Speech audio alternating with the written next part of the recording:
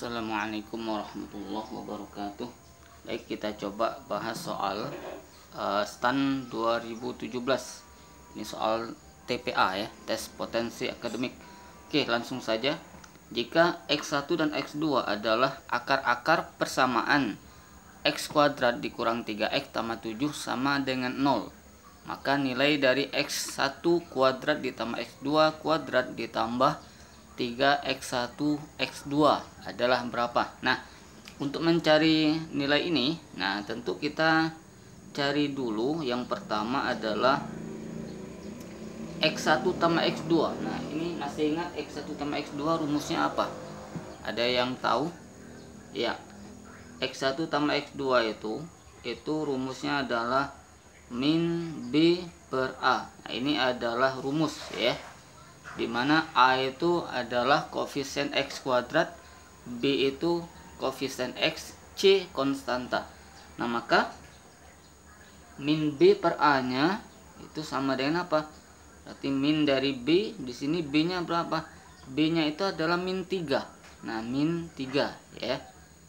Per A, A nya itu berapa? A nya itu 1.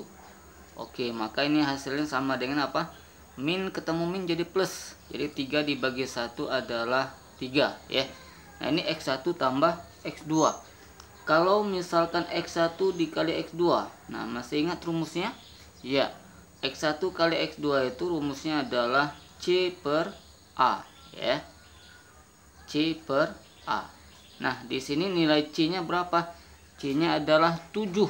Oke, dan A nya adalah ya 1 ya. Maka 7 dibagi 1 sama dengan 7. Oke. Nah, maka yang ditanyakan tadi apa? Yang ditanyakan adalah nilai dari X1 kuadrat ya ditambah X2 kuadrat, kemudian ditambah berapa lagi? Ya, 3x1 kali x2. Oke.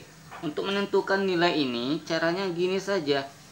Ingat, X1 kuadrat ditambah X2 kuadrat itu sama juga dengan X1 ditambah X2 ini dikuadratkan, kemudian dikurangi dengan 2 kali X1 kali X2.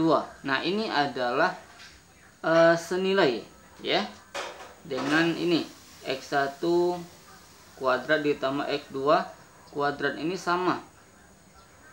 Nah, ini ya, ini sama nih, saya tandain ya. Oke, sama. Nah, sehingga nanti tinggal ditambah dengan 3x1 kali x2, 3x1 dikali x2 gitu ya. Nah, oke.